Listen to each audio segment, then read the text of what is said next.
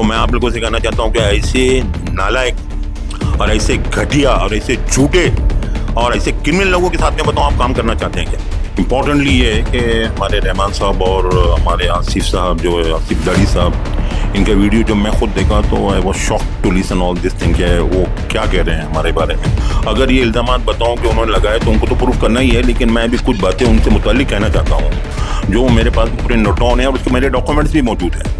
This is very important and serious matter to be taken in consideration कि ये हजरत ने society के document का अब तक हैंड ओवर नहीं किया। ऐसे स्किल्ड बच्चे जिनको हमको सपोर्ट करने की जरूरत है, तो ये रहमान साहब ने सबसे पहले आए वहाँ पर 36 लाख रुपए उनको छोड़ दिया है और पता नहीं रहमान साहब ने किन किन पे मेहरबानी की हुई। वो चेयरमैन चूंकि आपको बहुत समझता है और उन्होंने कहा भी ये पिस्तौल मेरे बताऊंगे मेरे टेबल पे लाके रख दिया था।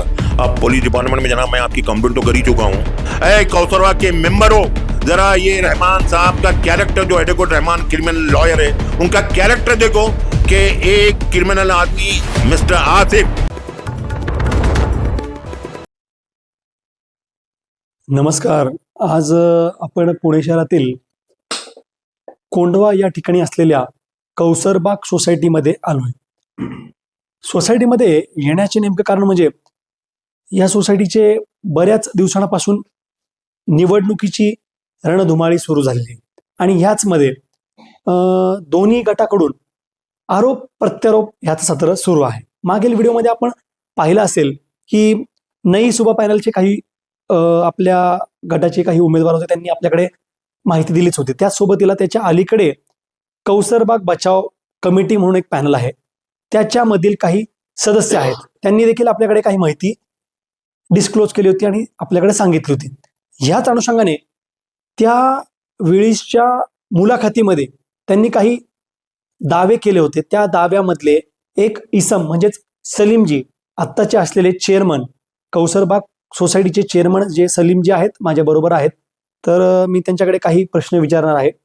मी दर्शकांना एक विनंती करतो की त्यांचं उत्तर हे हिंदीमध्ये येईल. तर माझी दर्शकांना विनंती राहील की मी ह्याच्यापुढे हिंदीमध्ये आपण थोडंसं कन्वर्सेशन कन्वर्ट करतोय. सलीम जी, आपके ऊपर कुछ आरोप किए गए थे जो बड़े धक्कादायक थे और बहुत इंपॉर्टेंट आपके ऊपर आरोप हुए, तो उसके बारे में आप क्या कहेंगे? बिस्मिल्लाहिर्रहमानिर्रहीम रब्बि इश्रह ली सदरी व यस्सिर ली अमरी वहलुल उक़दतम मिन लिसानी यफ़क़हू क़ौली। बिस्मिल्लाहिर्रहमानिर्रहीम। अभी आपने जो फरमाया कि मुझ पर जो एलिगेशन लगाए गए हैं और काफ़ी कमेंट्स पास हुए हैं इसके ऊपर, इम्पोर्टेंटली ये है कि हमारे रहमान साहब और हमारे आसिफ साहब जो है आसिफ दाढ़ी साहब, इनका वीडियो जब मैं खुद देखा तो I was shocked to listen all this thing. है वो क्या कह रहे हैं हमारे बारे में और सोसाइटी के डेवलपमेंट से मुतालिक क्या कह रहे हैं, नॉन अलॉडीज के बारे में क्या कह रहे हैं। ये जब मैंने देखा और सुना तो मुझको बड़ा मेरी हैरत हुई कि ये लोग किस हद तक क्या क्या कह सकते हैं। मैं आप लोगों के सामने रियलिटी रखना चाहता हूँ, मेरे पास तमाम डॉक्यूमेंट्स मौजूद हैं और वो लोग ये सुनने के बाद में मैं फिर आगे कहूँगा कि आपको इस किसी सिलसिले के अंदर उनको क्या क्या और कैसे कैसे कदम उठाने चाहिए हम लोगों को।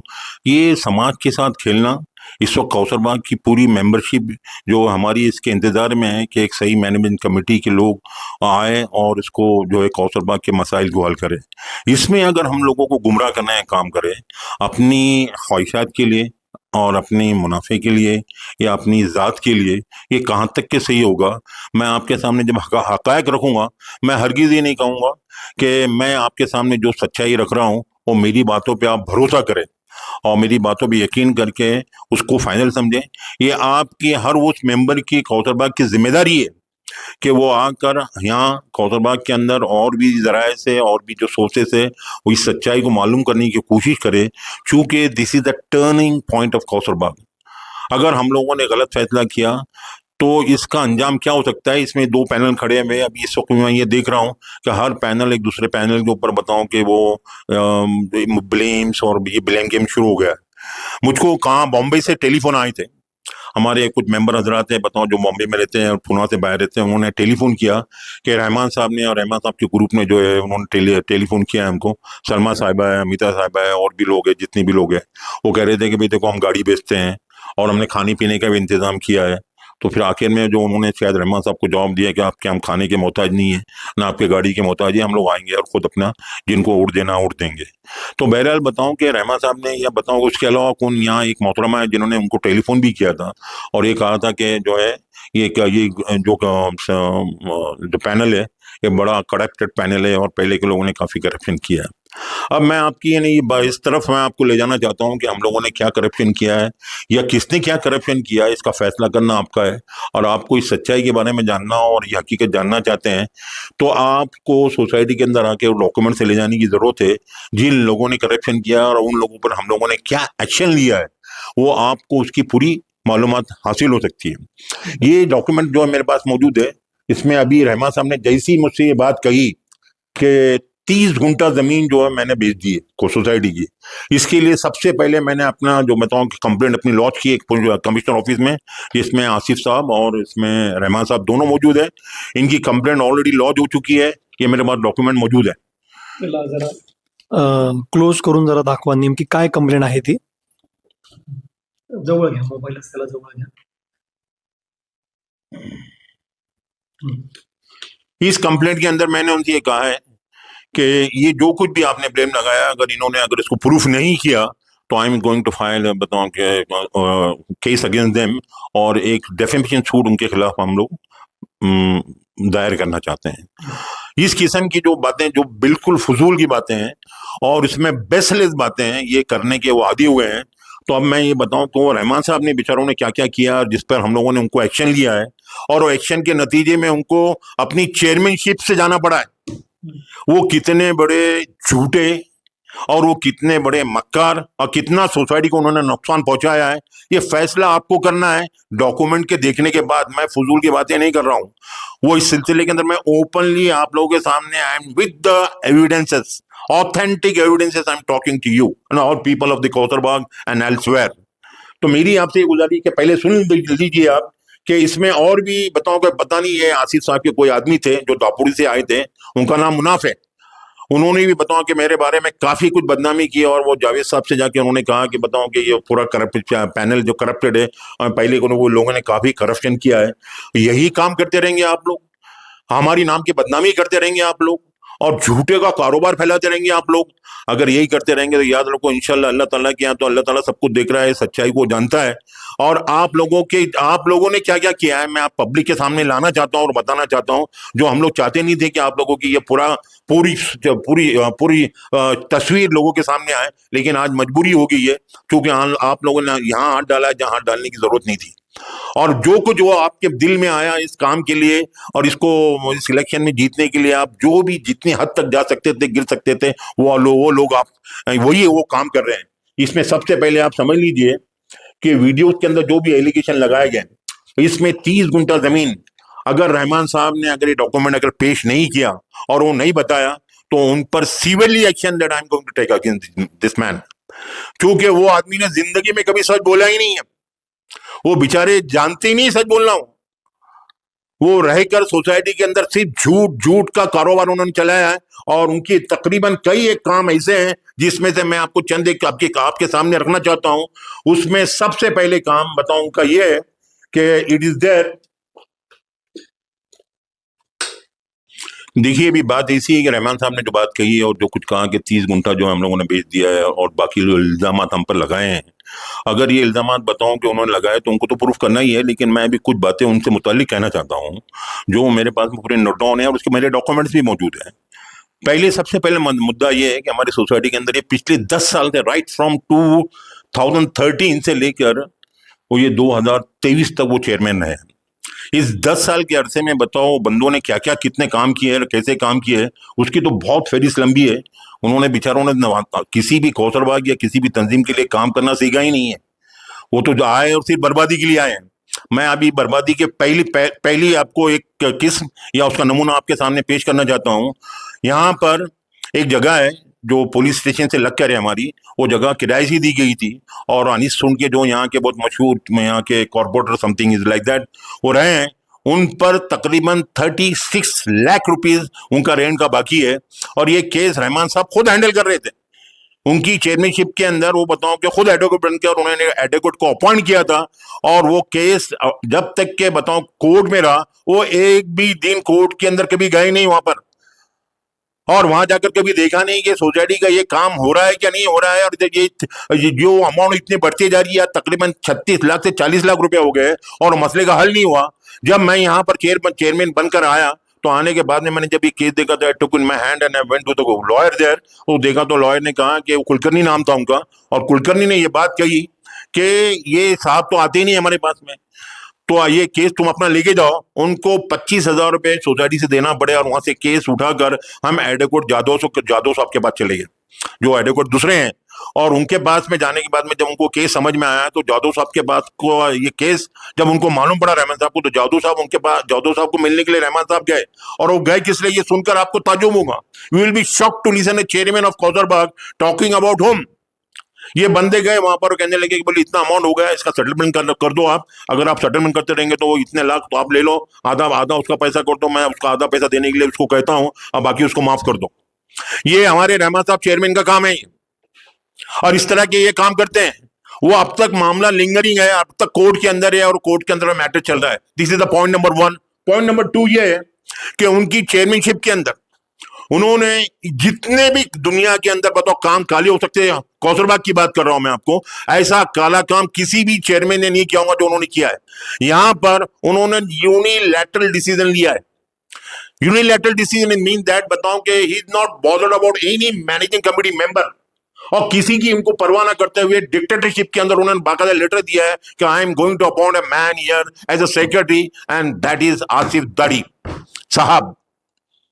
ये आसिफ दाड़ी को उन्होंने बताओ कि सेक्रेटरी बनाया खुद से और बनाकर अपॉइंट कर दिया। जफर साहब ने क्योंकि रिजाइन किया था, उसकी स्टोरी में बाद में बताऊंगा। और उसके बाद में सिर्फ उनको ही अपॉइंट नहीं किया उन्होंने, ये पूरे के पूरे document, I got all the document here my dear. उन्होंने किस किस को अपॉइंट किया है, इलीगली अपॉइंट किया और कैसे अपॉइंट किया है। तो ये जो है आसिफ दाड़ी साहब को अपॉइंट एज ए सेक्रेटरी करने के बाद में मिस्टर अमानत जो है उनको एज ए ट्रेजरर अपॉइंट किया है। ये दूसरा उन्होंने फ्रॉड किया है जिसका ऑलरेडी हम लोग एक्शन ले चुके हैं, लीगल एक्शन ले चुके हैं। और तीसरा, जो सोसाइटी में ऐसे अपॉइंटमेंट कभी हुए ही नहीं। यानी कमाल की बात है कि सोसाइटी में ड्राइवर की जरूरत कभी पेश नहीं आई। उन्होंने कहा सोसाइटी के अंदर में ड्राइवर अपॉइंट किया है, ये क्यों किया है मैं आपको बताता हूं बाद में अभी। और चौथा अपॉइंटमेंट ये था उनका कि यहां पर मिस्टर जोहेब थे, और जो ये दोनों मिस्टर शकील और मिस्टर जोहेब जो they are the lieutenant of mister Asif. रात दिन उनके साथ में रहना, उनके साथ में चलना, उनके बॉडीगार्ड बन के रहना, यही उनका काम था। तो उनको दोनों को अपॉइंटमेंट बताया गया उनका कि कौसरबाग के अंदर one is a driver and second mister Zoheb is a state supervisor. ये पोस्ट सोसाइटी में कभी क्रिएट ही नहीं हुई है, ना ड्राइवर की पोस्ट क्रिएट हुई है, ना सुपरवाइजर की स्टेट सुपरवाइजर की पोस्ट क्रिएट हुई। ये दोनों काम रहमान साहब ने काम किए। एक तो सेक्रेटरी बनाया, दूसरा ट्रेजरर बनाया, तीसरा उन्होंने बताओ कि स्टेट सुपरवाइजर बनाया, और चौथा ड्राइवर बनाया। और ये बनाने के पीछे वजह ही थी कि बताओ कि आसिफ को यहां पर उनको इंस्टॉल करना था। एक तो क्रिमिनल काम, खुद क्रिमिनल लॉयर है, और दूसरे क्रिमिनल को यहां पर उन्होंने लेकर है जिसका क्रिमिनल रिकॉर्ड है पूरा। यहां पर I have got all the record here, उन्होंने क्या क्या क्राइम किया है पुलिस डिपार्टमेंट से पूरा हमने रिकॉर्ड लेकर आया यहाँ पे। और उसके बाद में ये सब लोगों ने मिलकर पूरे सोसाइटी के अंदर जो हंगामा मचाया और पूरी मैनेजिंग कमेटी को जो बर्दाश्त किया 6 से 8 महीने तक, और जितना पैसा यहां से निकाला है वो इलीगल बैंक ऑपरेशन, यहां पर भी इलीगल बैंक ऑपरेशन का पूरा रिकॉर्ड मेरे पास मौजूद है। मैं आपको बताऊंगा, जो भी आके देखना चाहते हैं बताऊं, उनके जमाने में जो निकला पैसा। जबकि आसिफ साहब ने ये बात कही कि मैं ये जो गार्डन के इक्विपमेंट बच्चों के लिए बना रहा हूं और मैं सोसाइटी में काम कर रहा हूं, अपने पैसे से कर रहा हूं। अरे कितना झूठ बोलेंगे आप लोग। खुद खुदा का डर है क्या नहीं, अल्लाह का डर है क्या नहीं आप लोगों के पास में? ये कहां से लाया आप लोगों ने, कौन सा दिल लाया, कौन सा दिमाग लाया आप लोगों ने ये कि आप ये गार्डन में जो इक्विपमेंट लगे रहमान साहब और ये सब मिलके सोसाइटी का पैसा इस्तेमाल करके आप लोग ये कहते हैं कि पैसा मैंने जेब से लगाया। अरे हद हो गई आप लोगों की।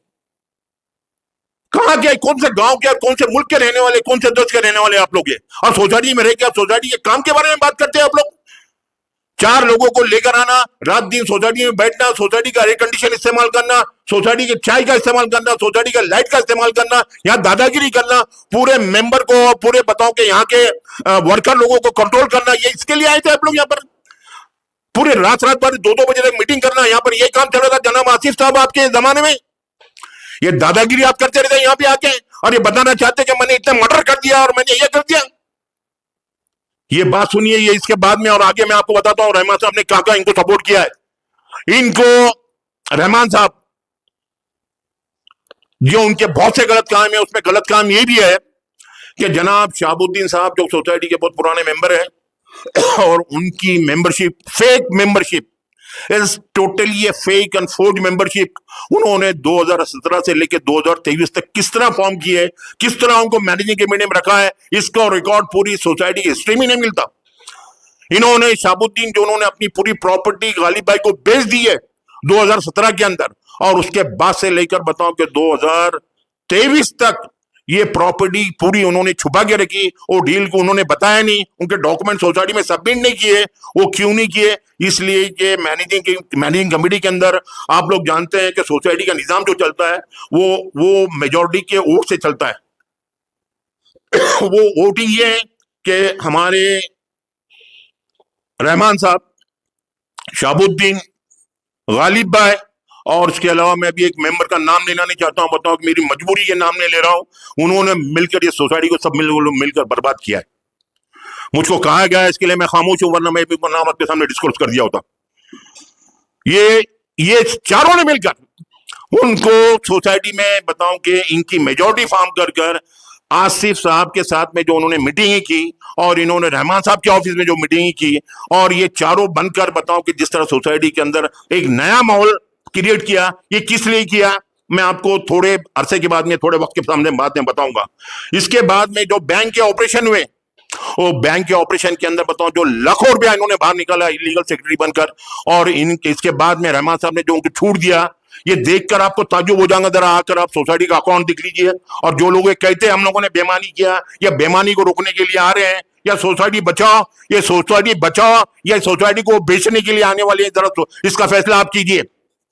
इसके बाद में कौसरबाग सोसाइटी का सबसे घिनौना काम, सबसे डेंजर जो कदम जो आप समझ सकते हैं किसी सोसाइटी की जान हो सकती है, किसी सोसाइटी की रूह हो सकती है, वो सोसाइटी का डॉक्यूमेंटेशन और डिटेल रिकॉर्ड है, जिसके सिलसिले के अंदर पूरे के पूरे सोसाइटी के 5 कबर्ड, स्टील के बड़े कबर्ड, जिसमें सोसाइटी का राइट फ्रॉम 1940 और समथिंग लाइक दैट, बताओ क्या इससे पहले सॉरी 54 51 से लेकर जो रिकॉर्ड जिसमें था, वो पूरा के पूरा रिकॉर्ड रहमान साहब की चेयरमैनशिप के अंदर, और ये 4 जो ये बंदर ये बैठे थे अंदर, बताओ इन्होंने देखा कि ये सोसाइटी के अंदर से कैसे चले गए डॉक्यूमेंट, और इनकी हिम्मत भी नहीं बोलने के लिए कि डॉक्यूमेंट कहां जा रहे हैं।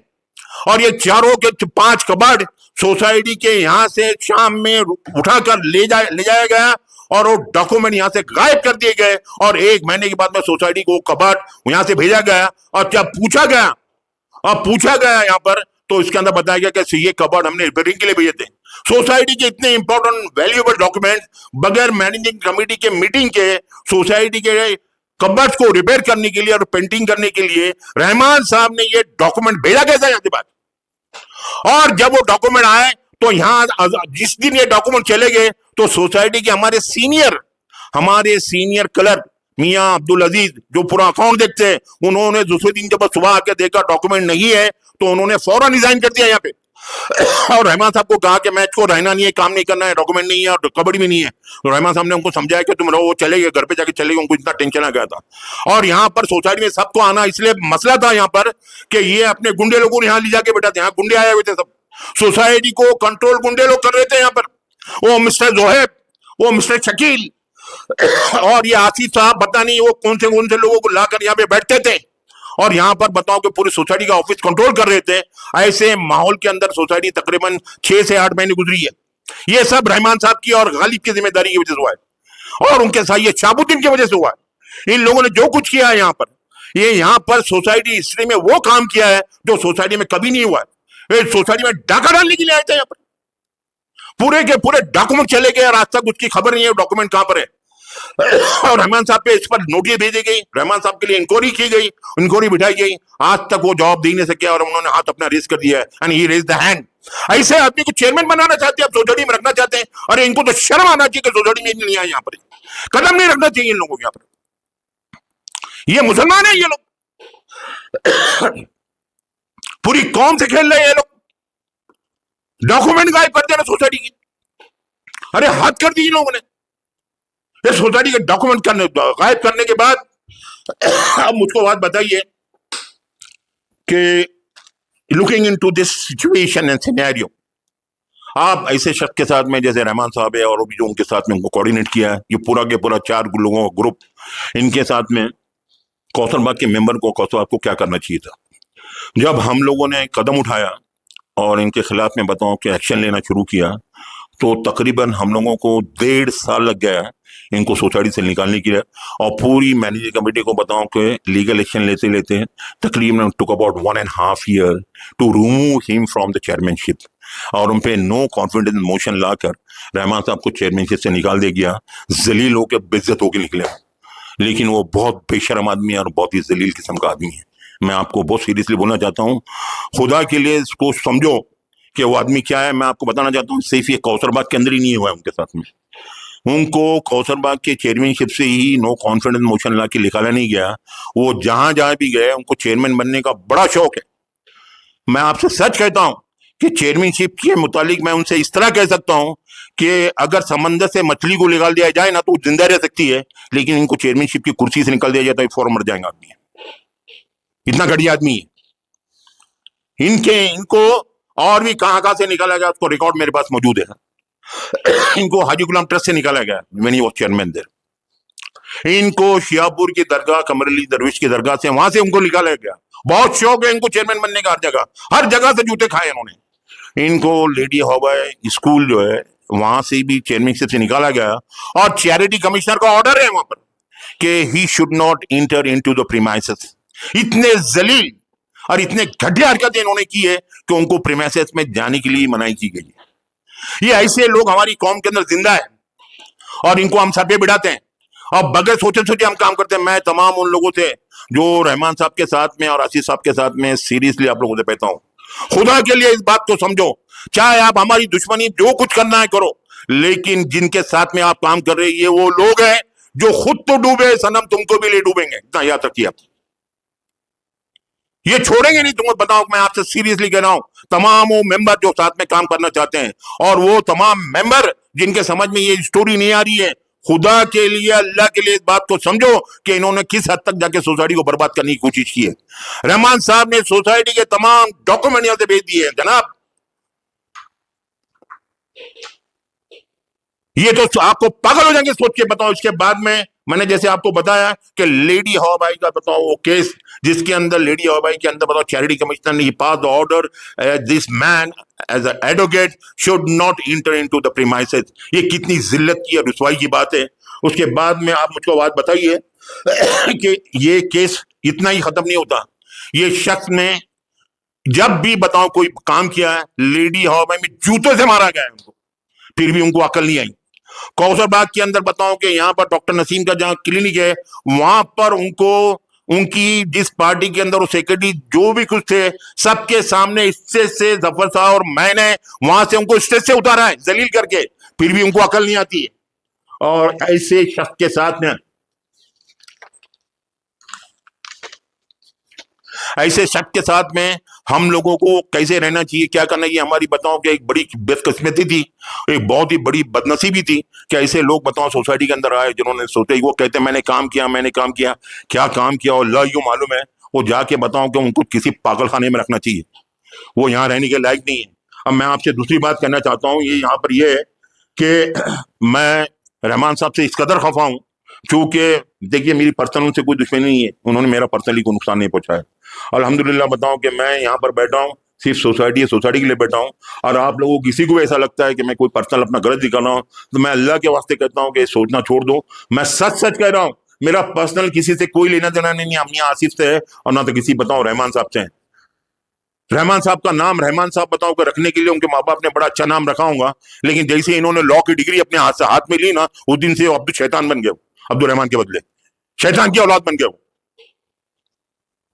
उनको समझना चाहिए था, क्या बताऊं कि अल्लाह ताला ने उनको मौका दिया था काम करने का, लेकिन जब भी है हर काम गलत किया उन्होंने। और हमारे वो बताऊं कि उस काम के अंदर उन्होंने जो जितनी लालच और जितनी कुर्सी की लालच के अंदर उन्होंने काम किया है, वो खुद ही अच्छी तरह जानते हैं कि किस तरह से बताऊं लोगों को परेशान किया है। इसके आगे मैं आप लोगों के साथ में एक बात करना चाहता हूं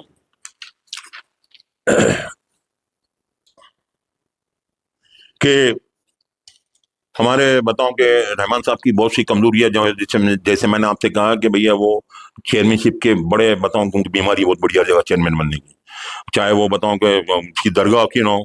उनको तो बताओ कि अगर भिखारियों का बताओ कि अगर कोई एसोसिएशन का चेयरमैन बने तो वहां भी खुश रहेंगे, कहेंगे मैं chairman there, is that level man.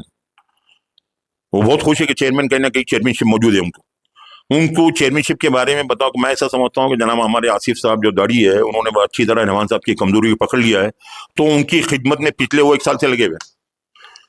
उनके घर के अंदर बताओ कि एक लड़के को अपॉइंट किया है, उनका सुबह का खाना रोजाना लेके जाना, उनकी खिदमत करना, उनको जो जो जरूरत है पेश करना, क्योंकि उनके घर के अंदर तो कोई है ही नहीं है। तो he is taking all the care of that man. Why he is taking of this man बताओ कि आसिफ साहब बताओ कि अगर वो इतनी खिदमत शायद अपने माँ बाप की करते तो जन्नत मिल जाती है उनको। ये ऐसे क्रिमिनल आदमी की खिदमत कर रहे हो, ऐसे क्रिमिनल माइंडेड की आदमी तो तुम जो खिदमत करना चाहते हो, समझे। मसला असल में क्या है कि आसिफ साहब आप भी बताओ क्रिमिनल माइंडेड है और वो हमारे रहमान साहब भी क्रिमिनल लॉयर हैं, दोनों एक जगह जम गए हैं। That is the problem with us. आप दोनों बताओ कि मिलके क्या करना चाहते हैं, जरा अकेले में बैठ के सोचिए तो आपको शायद अक्ल आ जाए। अल्लाह ताला से डरे और अल्लाह ताला का खौफ करे। मैं आपको जरा जब आपके मौजू पे आऊंगा तो आपको आपसे भी बातें करूंगा इंशाल्लाह। लेकिन रहमान साहब जो कर रहे हैं क्या ये सही है? मैं इतना जानता हूं कि आपके रहते वो उन्होंने जरूर ये समझ लिया है कि मुझको चेयरमैनशिप जरूर मिलेंगी, और मैं आपको यकीन के साथ कहता हूं कि आपने अपने जूते पे रख के अगर उनको चेयरमैनशिप दी तो चाट कर वो चेयरमैनशिप लेने वाला आदमी हो। इतना घटिया आदमी है रहमान, बताता हूं। उनका नाम बदलना चाहिए रहमान। अफसोस होता है उनका रहमान नाम लेने के लिए मुझको। उनको अब्दुल शैतान बोलना चाहिए। वो चेयरमैनशिप के लिए आपके जूते रोजाना सुबह उठ के चाटने वाला आदमी हो। ये बात मैं जो आगे कहकर आपके लिए आगे ये कहना चाहता हूँ, इट इज नॉट जॉइन। देखिए अभी जो रहमान साहब से मुतालिक जो मैं आप लोगों के सामने बातें रख रहा था उसमें खुसूसन this is very important serious matter to be taken in consideration कि ये हजरत ने सोसाइटी के डॉक्यूमेंट का अब तक हैंड ओवर नहीं किया, और ये डॉक्यूमेंट जाने के बाद में उनसे कई मरतबा इस पर बहस हुई है मैनेजिंग कमेटी के अंदर, तो उन्होंने अपने ही रेज द हैंड। इसका ये जो आप बता रहे हैं इसका आपके पास में कोई एविडेंस है क्या? आप उनको कभी मांगे, उसका रिटर्न में कुछ लिखा है क्या? ऐसा कुछ है क्या? इसके एविडेंस नहीं है, वन एविडेंस नहीं है, there are many evidences in the managing committee. उसको एजेंडा भी लिया गया है और उनके लिए बताओ कि ऑफिसर अपॉइंट किया गया है। ये बंदे आते ही नहीं है ना उनके पास में जाते हैं।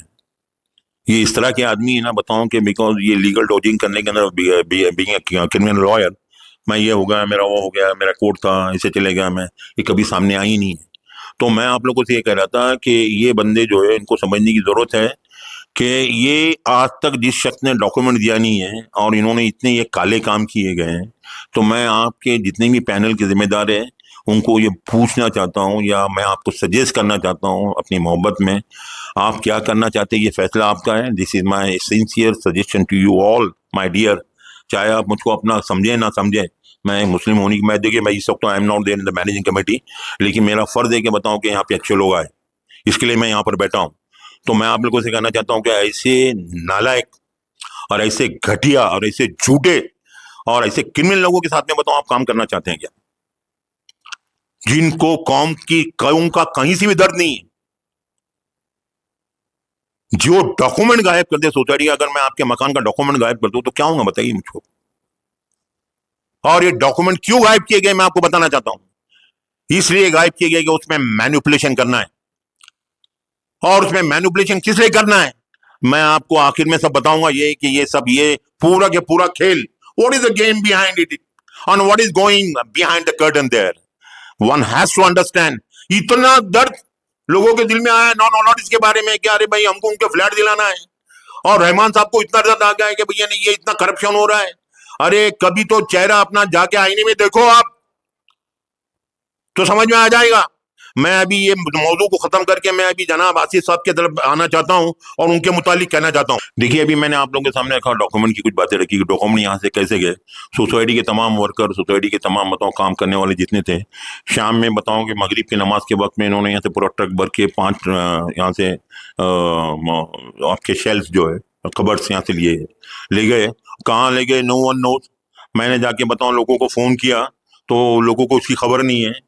रहमान साहब जानते नहीं है, सोसाइटी के डॉक्यूमेंट यहाँ से निकले जा रहे हैं और जुमा का दिन था और छुट्टी का दिन था। It is a well plan strategy कि कोई आ ही नहीं मजा, और यहाँ बताओ जुमा के दिन डॉक्यूमेंट गायब हो गए वहीं पर। ये इस तरह की हरकतें हमारे आसिफ साहब ने की है, जो सोसाइटी का भलाई के लिए यहाँ के बैठे हुए हैं। अब रहा सवाल ये कि बताओ कि इसके बाद में जैसे ही मुझको मालूम पड़ा तो that the very first instance, देखिए ये लेटर मैंने आपको लिखा हूँ, ये लेटर जो है you can read the letter that here, if someone wants this letter to have it, वो मुझसे कांटेक्ट कर सकता है। मैं लेटर बताऊं कि रहमान साहब को बताऊं कि लेटर इज, बताऊं कि ये लिखा है 23/12/2023 को ये लेटर उनको लिखा गया था कि रहमान साहब डॉक्यूमेंट किए गए कहाँ हैं। तो बेचारे बंदे, उनको ऐसा लगता है उनके उनके जुबान पर और उनके कानों पर किसी ने ताला लगा दिया था, सील कर दिया था कंप्लीट, उनको सुना ही नहीं दे रहा है बिल्कुल, और आज तक सुना ही नहीं दे रहा है हमको। ऐसा आदमी जो सोसाइटी की भलाई करेंगे बताऊं, जो सोसाइटी में आके बताऊं कि सोसाइटी के डॉक्यूमेंट गायब कर दे, 5 के 5 कबाड़ यहां से लेकर जाए, और ले जाने वाले को भी होश नहीं कि वो क्या ले जा रहा है, बड़े आराम से लेकर चले गए यार, बताओ क्या, ये कौन सी दुनिया के लोग हैं आप लोग। तो बजा कि वो पैनल जो ये अपने आप को कह रहा है कि सोसाइटी बचाओ, जरा आप सोचिए कि ये जिन लोगों ने सोसाइटी को बेचा है आपके साथ में जो खड़े हुए, उनके सामने आप कह रहे सोसाइटी को बचाओ, या आपको 50 नहीं 50,000 मरतबा सोचना पड़ेगा। Please take it very seriously. अब ये आगे चलेंगे, चलो आसिफ।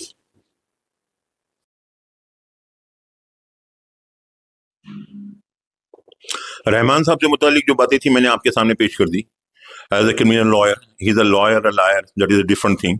मैं आपको बोलना चाहता हूँ दूसरी बात कि अभी जनाब आसिफ साहब या आसिफ दाढ़ी साहब जो है उनसे मुतालिक कुछ बातें पेश करना चाहता हूँ। कुछ उन्होंने बड़ी अपनी मोहब्बत का, बड़ी हमदर्दी का, बड़े रिक्कत का इजहार किया है कि मैं सेकंड लेआउट के मेंबर के लिए आया हूँ, मैंने अपने भाई से वादा किया हूँ, और is a member of the और अदर पार्टनर ऑफ दिस कैलाइन, I don't know what he is that.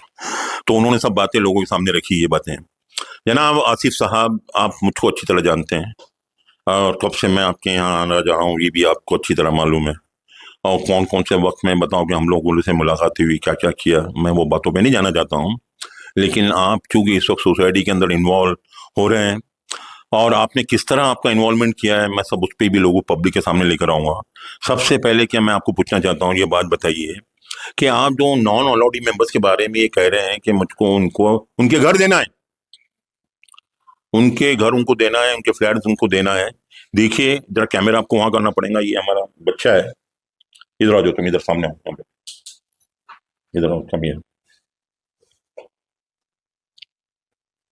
ये बच्चा है हमारा, बताओ कि ये हमारे मेंबर है कौसरबाग के जनाब इरफान साहब, उनके उनके लड़के है ये इमरान, इमरान साहब सॉरी, इनके इमरान और इरफान दोनों भाई थे, और ये इमरान साहब के लड़के हैं। इत्तेफाक से बताऊं कि अल्लाह ताला ने वो दुनिया से चले गए, वो जाने के बाद में उस घर के ऊपर क्या क्या मुसीबतें और क्या क्या परेशानी आई, और किस तरह से उन्होंने जिंदगी गुजारी है। ये 2 फ्लैट आपने उनके 20 साल से दिए नहीं है साहब, 20 साल से उनके फ्लैट रुक के रखे हुए हैं। और ये यतीम बच्चा जो 97% बताओ परसेंटेज के साथ में पास हुआ है, और वो हाई स्किल्ड बॉय, और वो बगैर पैसे के रहने की वजह से बताऊं को वो अपने एजुकेशन के लिए उनको कितनी तकलीफ उठाना पड़ी, इसका एक अपने पास में रिकॉर्ड है पूरा। यहाँ पर आपकी कौम के अंदर ऐसे स्किल बच्चे जिनको हमको सपोर्ट करने की जरूरत है, तो ये रहमान साहब ने सबसे पहले आपको सपोर्ट किया है, और जानी सुन के जो बैठे हैं वहां पर 36 लाख रुपए उनको छोड़ दिया है, और पता नहीं रहमान साहब ने किन किन पे मेहरबानी की हुई, उसका पूरा एक रिकॉर्ड है हमारे पास में।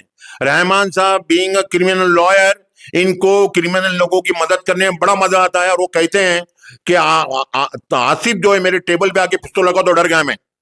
वो आसिफ को अपना बॉस बॉस कहते हैं, बॉस ही इज बॉस। यानी एक पढ़ा लिखा आदमी रहमान वकील को बोलते हुए शर्म आना चाहिए कि आसिफ साहब जो है उनके बॉस है करके। इसीलिए मैंने कहा कि आसिफ अगर उनको अपने जूते पे रख के अगर उनको चेयरमैनशिप दे तो वो उसको चाट के ले लेंगे, इस क्वालिटी का आदमी ही है।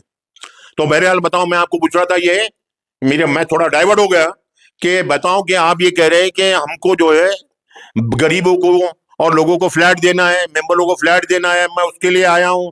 मैं आपसे क्या पूछ सकता हूं जनाब कि आपके भाई को आप एक जमाने से देख रहे हैं, और आप एक जमाने से यहाँ आप आके जा रहे हैं, आप इस जमाने से इतने साल कहाँ गायब हो गए थे आप?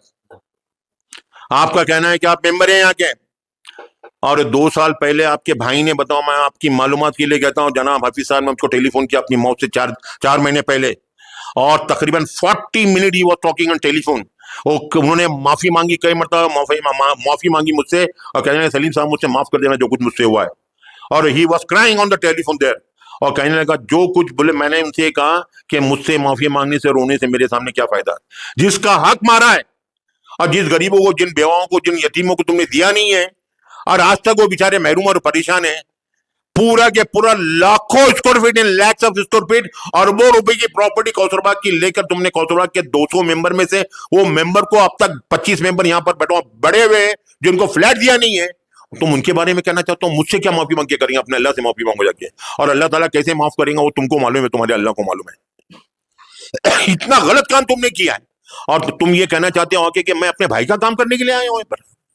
मेरे भाई आप किस दुनिया में रहते हैं जनाब आसिफ साहब? आप आज 20 साल 25 साल से ये लोग यहाँ बैठे परेशान है। यहाँ पर पूरे कौसरबाग के अंदर आप जाइए, मस्जिद के सामने खड़े रह के उन औरतों ने बदुआ की तुम्हारे भाई के लिए, बताता हूं मैं आपको। और तुम अगर आएंगे तो तुम उससे ज्यादा क्या काम कर सकेंगे बताइए? आज तुम ये कौसरबाग के मेंबर को देना क्या चाहते हो यहाँ पर? वो भाई जो आज से 2.5 साल पहले, अपनी मौत से पहले, उन्होंने बैठ के हमारे साथ में सेटलमेंट किया कि मैं 4 करोड़ रुपया देता हूं, अब तक पैसे का ठिकाना नहीं है जनाब। आप क्या काम करेंगे? आप लोगों के साथ में किस तरह हम डील कर सकते हैं? वो मेंबर अब तक परेशान है, उसके वजह से हमको हर महीना लाखों रुपए, बताओ कि उनको किराया देना पड़ रहा है। सोसाइटी में बर्डन नहीं है, वो पैसा पहले लौटाइए आप। जनाब आसिफ साहब, आप जो कह रहे हैं मैं सोसाइटी में आ रहा हूं तो पहले 4 करोड़ रुपया लेकर आए, क्योंकि आप ये मुझसे कहते हैं कि मेरे पास में 400 एकड़ लैंड है, मैं फैक्ट्री का मालिक हूं, मैं बहुत बड़ा आदमी हूं, आपके पास मैन पावर है, ये सब है तो मेरे भाई पहले लाकर जरा इलेक्शन से पहले ये लाके दे दो पैसे हमारे, 5 करोड़ रुपया। और जितना लाखों रुपया गया है, it is coming to about 1 crore rupees, that rent amount, वो भी लाके दे देना। आप में अगर थोड़ी भी अगर शर्म हो रहा है, हया है, तो लाके दे दो ये अमाउंट पहले। यहाँ पे इन गरीबों का हक मार रहे हैं आप लोग, और आप लोग ये कहते हैं कि मैं यहाँ सोसाइटी के मेंबर के लिए आया हूं। अरे कौन सी देश में, कौन सी दुनिया के लोग हैं आप लोग? और झूठ पे झूठ इतना कहते हैं, 2 झूठे एक साथ मिल गए यहाँ पे। एक रहमान वकील जो झूठ झूठ बोलने में वो आपको बचा रहे हैं, और दोनों मिलकर सोसाइटी डेवलप करने की बातें करते हो हमारे सामने। ये क्रिमिनल बताओ जितने काम हो रहे हैं, इंशाल्लाह बताओ सोसाइटी में तो चल नहीं सकेंगे। मैं आपसे ये कहता हूं, मुझको आप ये बात बताइए कि 1994 से एग्रीमेंट बना है हमारे मेंबर लोगों का, और नाउ इट इज रनिंग 2025। इस पूरे अरसे के अंदर मेरे भाई कितने लोगों को फ्लैट दिए, कैसे लोगों को फ्लैट दिया, और क्या क्या हम लोगों ने किया है यहाँ पर, ये इसकी एक बहुत बड़ी हिस्ट्री है। आप जरा आके बैठिए, और अगर वाकई आप अगर मुसलमान हैं और आपको समझ में आता है कि अल्लाह को जवाब देना है, तो जाओ और अकेले में जाके कभी उस खुदा के सामने, वो खुदा से डरो, कल कयामत में जिसको आपको हिसाब देना है। जनाब यहाँ आके क्या कहते हैं, बच्चों में खड़े रह के बोले मैं आ गया हूं। आप जाके बताओ, वो मेंबरों के सामने जाके हमारी बुराई करते रहते हैं, और ये कहते हैं कि सलीम के मेरी माँ पे गाली दी है आपने, मुझको याद है। जनाब बताओ आपको, ये आपने बहुत गलत काम किया है, और मैं भूला नहीं उसको। और आप यहां आके बताओ, हमारी मां और बहन निकालते आप लोग यहां पर? आपने अपनी मां बाप की इज्जत करना सीखा नहीं है क्या? यही घर में सिखाया गया आपको कि दूसरों की मां और बहन को रास्ते पे लाया जाए? जिन लोगों ने सोसाइटी के लिए अपनी जिंदगी दी थी और हुक्मरानी कर दी, उसकी इज्जत निकालना चाहते हैं आप लोग? ये बात याद रखिए जनाब, 1994 से लेके अब तक ये Skyline is totally failure to hand over this, बताओ कि प्रोजेक्ट। और इन्होंने बताओ कि जो वादे किए, सब जगह वादे फेल किए गए। ये तुम्हारे अपने भाई है जनाब, अभी उनकी मौत होगी, इसके लिए मैं ज्यादा बोलना नहीं चाह रहा हूँ। और जिंदा रहते ना तो मैं इससे कई ज्यादा बोला होता हूँ उनके बारे में। और आप कह रहे हैं कि मेरे भाई ने मुझको कह के गया ये काम करने के लिए, पूरा के पूरा काम सेकंड लेआउट का, नॉन ऑनरिस का आपकी वजह से रुका हुआ है, और आप लोगों ने पैसा दिया नहीं है, और आप लोगों के वजह से ये मसले खड़े हो गए, और आप लोग कहते हैं कि मैं काम करने के लिए आ रहा हूं। अरे पहले खुदा के बंदे पैसे तो लाके दे दो, मेहरबानी करो हमारे पे। ये कहाँ का उसूल है? ये कौन सी दुनिया की रीत है ये आपके पास में? 30 साल के अरसे में आप नहीं कर सके, अभी क्या करेंगे आप? सुनिए जरा आप, और आपके कारनामे सुनिए जरा, मैं आपको सुनाना चाहता हूं।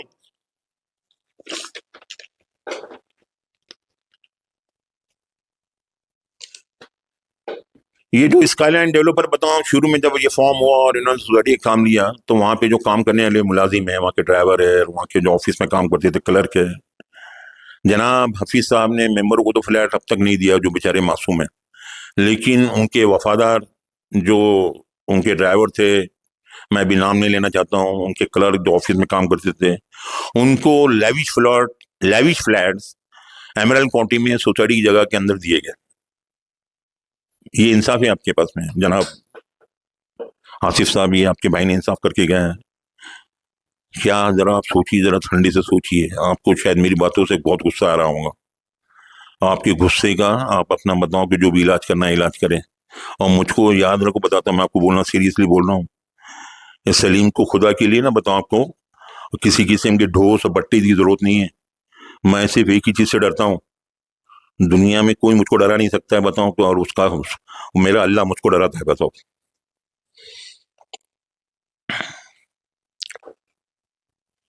मैंने कई जिंदगी में अब यहाँ कौसरबाग में कई मरतबा मेरी मौत हो चुकी है, कौसरबाग के अंदर कई मरतबा सलीम के मर्डर किए लोगों ने।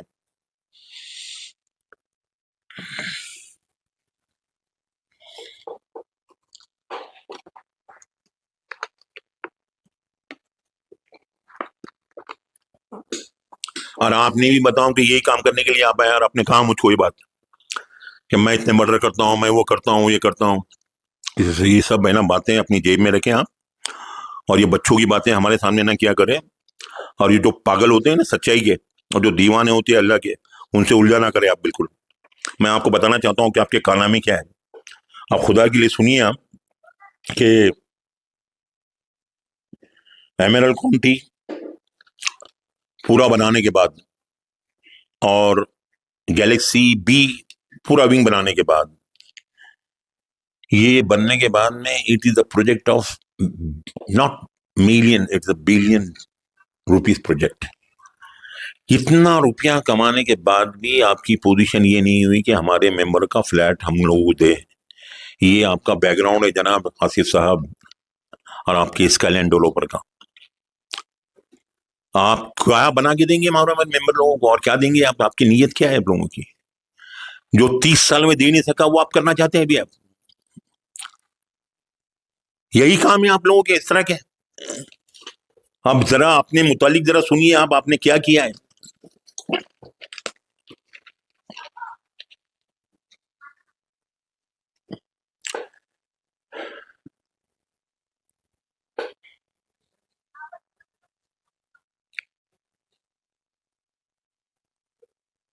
अभी जैसे मैंने आपसे ये कहा कि बताऊं कि आपने बताऊं कि lakhs of square feet you have sold out, और काफी बताऊं बड़ी अमाउंट आप लोगों ने बताऊं आपके साथ में जो भी बिल्डर रहे हैं, वो जनाब इब्राहिम साहब अल्लाह ताला रहम करे उन पर, बहुत बड़े डाकू थे ये, समझे। उन्होंने यहाँ सोसाइटी में आके बड़ी मीठी मीठी बातें की थी, अल्लाह रसूल की बातें की थी, लेकिन जिस दिन एग्रीमेंट साइन हुआ तो उस दिन से गायब हो गए, और बाद में बताओ चेहरा भी नहीं दिखाया उन्होंने, और उनको ये बात की खबर भी नहीं है, वो सिर्फ अपना हिस्सा लेने के लिए आते थे यहाँ पर। लेकिन कौसरबाग के मेंबरों के पर क्या गुजरी उनको इसके आज तक भी खबर नहीं है। ये मुसलमान है, अपने आप को मुसलमान कहते हैं, और हज कमेटी के चेयरमैन भी रहे हो। इसके साथ में बताऊं कि आपको मालूम है कि आपके अंदर क्या चल रहा है। मैं बोलना नहीं चाहता हूं, मैं आपको सिर्फ समझाने के लिए बोल रहा हूं आपको, क्योंकि मुझको आपसे मोहब्बत है, चाहे मुझसे आप जितने खफा हो जाए, और आपको मुझसे को जो कुछ करना है, आई am not bothered, I am least bothered about that, कि मुझको क्या कर सकते हैं आप, और आपकी क्या ताकत है। मुझको ये सिर्फ आपको बोलना है कि आपको मालूम है कि अल्लाह ताला ने आपको सजा दी, इतनी बड़ी सजा दी, फिर भी आपको अकल नहीं आई। जरा अकल हासिल कीजिए। आपका जवान लड़का चले गया जनाब, जब हफीज ने मुझको बुलाया था वहां पर, हफीज साहब ने, और वहां मैं कब्रस्तान में आया था, तभी मैंने उनसे कहा था कि जरा अभी तो अकल हासिल करें आप, और ये सब धंधे बंद कर दे आप। उसके बाद में आपको मालूम है कि इस वक्त क्या हुआ जनाब हफीज साहब के साथ में, क्या हुआ मालूम है आपको? मैंने अभी थोड़ी देर पहले ये बात कही थी कि बताऊं कि वहां पर ये मस्जिद के सामने खड़े रह के औरतों ने कहा था कि ये आदमी जो है ना कीड़े पड़ के मरेगा, समझे ना। ये इतना सख्त जुमला है, मुझको सुनकर मैं अफसोस हो गया था। ये वो औरतों ने, वो बेवाओं ने और यतीमों ने बताओ कि मस्जिद के सामने खड़े रह के बदवा दी है, समझे ना। आपको एक पॉजिटिव काम करने के लिए अल्लाह ताला ने पैदा किया था, लेकिन आप निगुड़ी काम करना चाहते हैं। हाँ, तमाशा करना चाहते हैं यहाँ पर। आपके क्या निगुड़ी काम है जरा बताना चाहता हूँ मैं आपको आगे। और आप जानते हैं आपके घर के अंदर क्या हो रहा है। मैं क्या घर की बातें निकालू बाहर आपको? मुझको कहते हो जब शर्म आएंगी, इसके लिए मैं रोक रहा हूं अपने आप को। आप जाइए और अपने घर को जरा जायजा लीजिए और सोचिए, असेस कीजिए कि आप किस तरह के लोग हैं।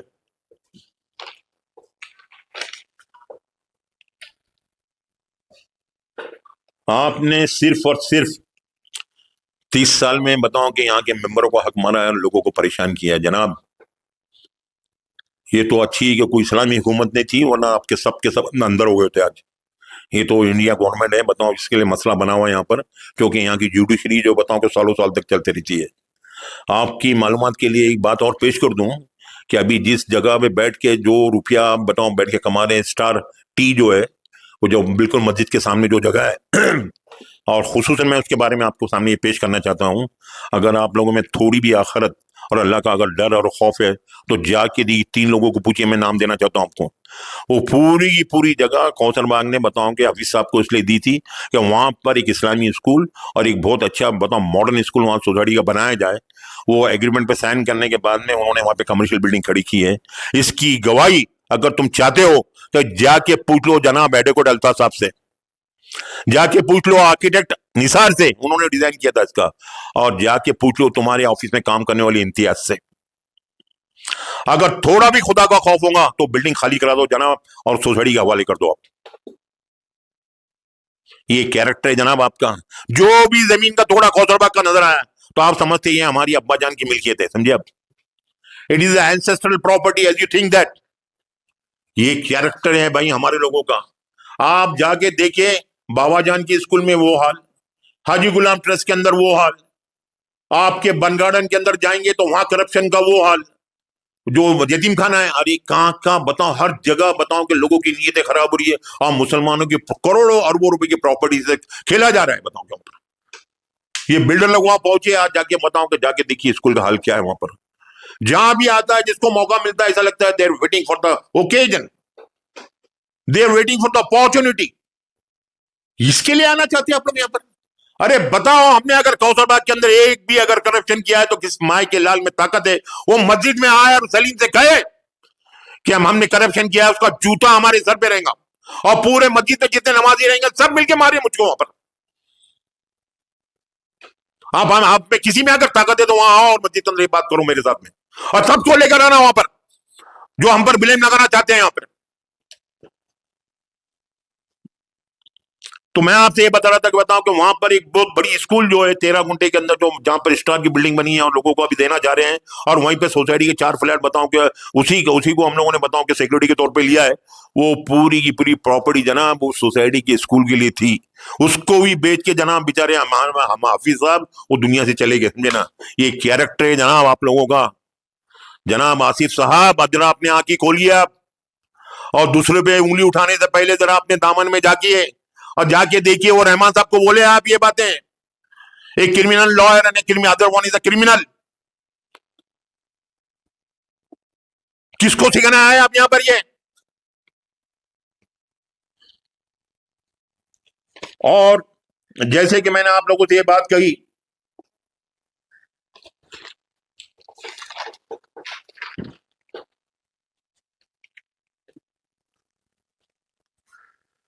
आप जिसे हमेशा बताओ कि यहाँ के एक इंप्रेशन क्रिएट करना चाहते हैं और आप हमेशा ये बताना चाहते हैं कि मैं हूं, ये हूं और वो हूं, and I want to show you something. मैं बताऊं कि आप बड़े बड़ी बातें करते रहते, तो मैं आपसे ये बात पूछ सकता हूँ मेरे डियर, आपकी आपके पास बड़े, आप फैक्ट्री के मालिक भी है और आपने कहा था आपके पास में 400 एकड़ लैंड के, यू ओन द लैंड। बोले मैं इसी यहाँ पर आता हूँ और मुझको तो कौसरबाग में मेरे भाई ने कहा था इसके लिए मैं आता हूँ। तो जब आपके पास में इतनी मिलकियत थी तो हमारे मेंबर लोगों का प्रॉब्लम सॉल्व करने में आपको किस चीज ने रोका था भाई मेरे? आपने अगर आपके कदम के मेंबर होना जरूरी था, सोसाइटी में आके चेयरमैन बन के, सेक्रेटरी बन के काम करना जरूरी था। ये तो आपकी ड्यूटी है क्योंकि आपने एग्रीमेंट किया सोसाइटी का। मेंबर जो जो बाहर रह के बदवा दे रहे हो, बदवा तो आपको लगती नहीं, समझे ना आप। आपने वो सब काम छोड़ा, आपकी औकात क्या है वो बताना चाहता हूँ मैं आपको। आप जो बताते नहीं कि बताओ कि मैं बहुत बड़ा हूं और मेरे पास 400 एकड़ लैंड है, आपकी औकात ये जनाब आसिफ साहब कि 50,000 रुपये आपने ना वसीम बागवान से लिए हुए। वो तो एक्चुअली वो तो है एक्सटॉर्शन मनी, लेकिन कर्जे के नाम पे लिया, 1 साल होगा अब तक लौटा ही नहीं आपने। ये आपकी औकात है, समझे आप। ये जो यहाँ पर आते जाते रहते हैं ना, आपके जेब में खर्चा करने के लिए पैसा नहीं होता। जिस होटल में आप खाना खाते हैं होटल में बिल देते नहीं है आप, उसका रिकॉर्ड है हमारे पास में। ऐसी घटिया हरकतें आप करते हैं और आप कहते हैं कि हम जो है बताओ कि यहाँ सोसाइटी डेवलप करने के लिए आ रहे हैं। उसके आगे सुनाओगे मैं आपको और कि सोसाइटी से बताओ प्ले ग्राउंड इक्विपमेंट जो बच्चों के लिए बनाए गए और जो कुछ भी यहाँ खर्चा किया गया, तो वहां पर सब जगह जाके अपनी ये बात मशहूर की है कि ये प्ले ग्राउंड इक्विपमेंट मैंने बना के दिया हूँ और बच्चों के लिए मैंने खर्च किया हूँ। अरे खुदा के लिए इतना तो झूठ मत बोलो यार, बताओ क्या लोग। 8 लाख से 9 लाख रुपए सोसाइटी से निकाल के यहाँ खर्चा किया आप लोगों ने, बगैर इजाजत के। वो रहमान क्रिमिनल लॉयर और आप लोगों ने मिलकर खर्चा किया और वहां भी अपना नाम लगाना चाहते हैं आप लोग कि ये पैसा मैंने खर्च किया है। और बाद में ये अभी मैंने सुना कि आपने 25 लाख रुपए, कहाँ 25 लाख रुपए खर्च किया भाई आपने? कौन से काम पे 25 लाख रुपए खर्च किया, जरा बताइए तो सही, डिटेल तो दीजिए आप। अरे खुदा के लिए इतना झूठ ना बोलो कि अल्लाह ताला आपको ना बताओ आपकी इतनी बड़ी सजा दे कि जिंदगी में आपके लिए मुश्किल खड़ी हो जाए। आपने अल्लाह के लिए मैं आपसे कह रहा हूं और बहुत सीरियसली कह रहा हूं, अल्लाह के गजब को और अल्लाह के गुस्से को ना ललकारो तुम लोग। जिस दिन अल्लाह का गुस्सा अगर हो जाएगा तो पता नहीं क्या हालत हो जाएंगी आप झूठों की। इतना झूठ मत बोलो आप लोग। आपका मामला इससे पैसे लेना, उसको दादागिरी करना, वो दुकान के पीछे जाना, और इसके बाद में आप सुनिए जनाब आली,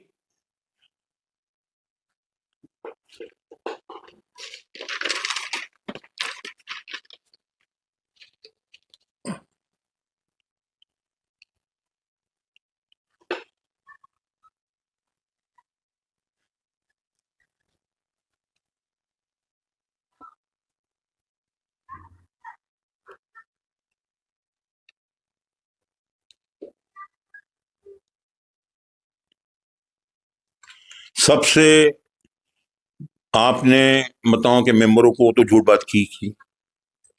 आपने यहाँ हर किसी को बहकाने की कोशिश की, बच्चों को बहका रहे हैं आप, औरतों को बहका रहे हैं आप, घर घर जाके लोगों को बहका रहे हैं आप जनाब आसिफ साहब, और लोगों से कह रहे हैं कि मैंने ये कर दिया वो कर दिया। हद, आपने तो हद कर दी है बताओ को यार। मुझको यकीन नहीं था कि बताओ कि इतने हद तक आप गिर सकते हैं। आपने बताओ को ये हद कर दी है कि मस्जिद के अंदर, हमारी जो कौसरबाग की मस्जिद है, मस्जिद के अंदर जो कारपेट बिछाया गया है, वो कारपेट तकरीबन 3-3.5 लाख रुपए का कारपेट है। और वो कारपेट जो है हमारे एमरल्ड काउंटी के बताओ कि किसी एक नेक आदमी ने वहां डोनेट किया और पूरा पैसा उन्होंने खर्च किया है। इस कारपेट को आपने वायरल किया है कि ये कारपेट जो है आपने बिछाया है। अरे अल्लाह के घर के साथ भी धोखा किया है आपने, वहां भी आप झूठ बोल रहे हैं। आप लोग चाहते क्या है यार बताओ? सोसाइटी को बर्बाद करने के लिए आना चाहते हैं क्या आप लोग? और ऐसे लोगों को तैयार करना चाहते हैं आपके आपके के अंदर चेयरमैनशिप में रहकर रहमान साहब और आप, कि मस्जिद का कारपेट बिछा रहे हैं और वहां भी कह रहे हैं कि कारपेट का काम मैंने किया। इसको वायरल किया बाकायदा आपने, उसका सबूत मैं आपको दे सकता हूं कि आप किस जगह के लोग हैं, क्या करना चाहते हैं। खुदा के लिए आसिफ साहब, कौसरबाग की मस्जिद का कारपेट जो 3.5 लाख रुपए का, उसके बारे में जरा सोचिए आपने क्या बात कही है। और दुनिया में शायद आपको जवाब देना पड़े, आखिरत की बात तो बहुत दूर है। मैं आपसे ये कहना चाहता हूं कि ये तमाम बातों के बाद में बताऊं, देखिए जनाब आसिफ साहब, आप जानते हैं कि आपकी सोसाइटी में एंट्री कैसी हुई। हम हमारे जब आप आए थे यहाँ पर, और आप इंप्रेशन किस तरह का आप क्रिएट करते हैं। तो पहले सबसे पहले तो मैं आपको बताता हूँ कि आपकी एंट्री कैसी हुई। आपको याद होगा 2023 के अंदर हम लोग जब बैठे, मैनेजिंग कमेटी की मीटिंग हो रही थी, और इट वाज जून 2023, और शाम के वक्त में बताऊं कि आप दाखिल हो गए एकदम बिल्कुल, यानी वो एक जैसे गैंगस्टर बहुत बड़ा होता है और लोगों पे इंप्रेशन तारी करता है। जैसे ही एंटर हो गए तो आपके साथ में आपके बॉडीगार्ड, चाहे 15-20 बॉडीगार्ड थे शायद, एक से एक बताओ मोटे ताजे, वो उन्होंने ऑफिस को आके पूरा घेर लिया। मैनेजिंग कमेटी हमारी चल रही थी और उसमें तमाम मैनेजिंग कमेटी के मेंबर के सामने उन्होंने आके सबसे पहले आपने हमारे जफर साहब के साथ में जो बदतमीजी की है, वो हिस्टोरिकल, वो तो आपने वीडियो भी यहाँ से निकाल दिया, समझे ना। जो वीडियो था यहाँ पर उसको भी आपने निकाल दिया है। तो उनके सामने बदतमीजी करके उनसे आपने जो है वहां से रिजिग्नेशन मांगा उनका। आपको रिजिग्नेशन मांगने का क्या राइट था वो आपको आप ही जानते हैं वो। लेकिन अफसोस इस बात की है कि it was a well plan game. Rahman साहब बैठे थे, रहमान साहब को सब मालूम था आप आने वाले हैं। और बताओ कि ये जितने बाकी आपके साथ में ये जितने तीतर बटेर जो थे ना, चार, ये चारों के नाम बताऊं कि जिसमें आप गालिब और शहाबुद्दीन, अब ये और रहमान साहब, और उसके अलावा और एक बंदा है वो, समझे ना आप। मेरी मजबूरी हो रही है, मैं नाम नहीं ले रहा हूँ उसके, समझे ना आप। तो मैं आपसे ये कह रहा था, मुझको चूंकि बताऊं कि मेरे बहुत करीबी लोगों ने कहा कि अभी इस वक्त खामोश रहो, इसके लिए मैं खामोश हूँ। तो ये बंदा, ये लोगों ने तुमको सपोर्ट करके यहाँ पे लेके आया और जफर साहब के साथ में बदतमीजी की और उनको जिस तरह से आप पेश आए आपको मालूम है। आपने उनसे कहा कि बताओ यहाँ से पहले से रिजाइन करो, बोले बहुत चढ़ता है, बहुत देखता है, बहुत तो ऐसा करता है। ये आपका अंदाज़े गुफ्तगू था, समझे। और उनको कहा कि आप रिजिग्नेशन लो और चले जाओ। एक लफ्ज भी हमारे चेयरमैन ने कहा नहीं। वो चेयरमैन चूंकि आपको बहुत समझता है और उन्होंने कहा भी ये पिस्तौल मेरे बताओ कि मेरे टेबल पे लाके रख दिया था। अब पुलिस डिपार्टमेंट में जनाब मैं आपकी कंप्लेंट तो कर ही चुका हूँ और इसके बाद में ना बताओ कि आपको जो करना आप करते रहिए और फिर हमको जो करना हम करते रहेंगे इंशाल्लाह। तो मैं आपसे ये कह रहा था कि आप यहाँ पर आए और आपके आने के बाद में आपने जिस तरह से पेश आया, जो इम्प्रेशन क्रिएट किया यहाँ पर, और जितने आपने लेके आए थे अपने बॉडीगार्ड, उसके साथ में जो बातें हम लोगों से कही, और मेरे साथ भी मुझको इस वक्त 103 बुखार था, मैं बिल्कुल आ नहीं सकता था यहाँ पर। हाँ, मुझको मालूम था कि आप ये सब ड्रामा करने वाले और ये होने वाला था और ये मीटिंग के अंदर कुछ ना कुछ तमाशा होगा, इसका अंदाजा था। इसके लिए बताओ मेरे बच्चे मुझको आने नहीं देते, लेकिन मैं आया। आप जानते हैं कि मैं बुखार की हालत में यहाँ से गया हूँ। वो आपके बिलाल ने मुझको ले जाके घर पे छोड़ा है, जो आपका बॉडीगार्ड था। और वो जो है बाहर खड़ा होता, पिस्तौल वो कहता हर वक्त कहता मेरे सामने पिस्तौल लगी हुई रहती है, समझे ना आप। वो तो जब भी बात करेंगे तो कहते 4-8-10 मर्डर तो पता नहीं, वो शायद 2-4 महीने में कर देते हैं, गली में इस तरह की बातें करते रहते हैं। वो आपके बॉडीगार्ड जो है वो। तो ये बंदे जो लोग हैं इस तरह की जो इंप्रेशन क्रिएट करते हैं, और आपने आके जो इंप्रेशन क्रिएट किया और क्रिएट करने के बाद में रहमान साहब ने जो रोल अदा किया, हमारे क्लर्क को बुला के, हमारे स्टाफ को बुला के ये बात कही सबके सामने, जरा ए कौसरबाग के लोगों, ए कौसरबाग के मेंबरों, जरा ये रहमान साहब का कैरेक्टर, जो एडवोकेट रहमान क्रिमिनल लॉयर है, उनका कैरेक्टर देखो कि एक क्रिमिनल आदमी मिस्टर आसिफ उनके सामने बताओ कि इनकी हिम्मत नहीं है बोलने की। उन्होंने तमाम स्टाफ को बुला के कहा कि कल से आपको इनकी बात और इनके डायरेक्शन में काम करना है। ये किस किस्म का चेयरमैन है बताओ मुझको, और ये किस किस्म के बताओ कि ये लोग हैं जो सोसाइटी में आके काम करना चाहते हैं। ये पूरी सिचुएशन को राइट फ्रॉम जून 2023 से लेकर आज तक हम लोग फेस कर रहे हैं। Till today we are facing this problem. आपको ये कैसी हालत से गुजरे, इनको नो कॉन्फिडेंस मोशन को इनको निकालना। वो शाबुद्दीन जो मेंबर नहीं है उसको रहमान साहब ने मेंबर बना के रखा है यहाँ पर, उसको निकालना, गालिब को निकालना और रहमान साहब को निकालना। बताओ कि लीगली हम लोगों को कितना पैसा खर्च करना पड़ा, कितनी मरतबा जाना पड़ा ऐसे करप्टेड लोगों को निकालने के लिए, इसका अंदाजा आप नहीं कर सकते जो बाहर रहकर। और उसके बाद में एक मरतबा तो हजरत मुझको मेरी गाड़ी रोक दी इन्होंने, जनाब आसिफ साहब ने, और आप लाल देवल के रास्ते पर, और वहां मुझसे बड़े अंदाज में कहने लगे, बोले तुम कहाँ से आ रहे हो। अब मैं उनके चेहरे को देख रहा हूँ, मेरे गाड़ी के सामने पूरे खड़े हुए, मैं भी उनको देख रहा हूँ। वो समझ रहे हैं कि बताओ कि शायद अभी क्या बोलूं मैं आपको, तो अल्लाह रहम करे बताऊं कि उनके दिमाग के ऊपर, कि वो समझते हैं कि हर कोई देख के उनको डरता हूँगा। अभी वो खुदा के बंदे जरा ये बात सुन लेना, बताओ कि पागल लोग और सच्चे लोगों के पीछे लगा मत करो तुम। वो बहुत ही बताओ कि अलग किस्म के लोग होते हैं वो। ये तुम्हारी दुनिया और तुम है ना अपने अपने अपने इसमें दायरे में रहने की कोशिश करे आप। इन्होंने रह कर तकरीबन मेरा ख्याल है 15 से 20 मिनट तक रास्ते पे मुझसे उतरने के लिए कहा और कहा कि तुम चले जाओ। फिर आखिर में बताओ जब मैं नहीं उतरा तो निकल गए, और वहां से आने के बाद में जो यहाँ से आबिद भाई है उनके सामने मेरी माँ पर और मेरी माँ को मेरे सब लोग गालियां दिया उन्होंने।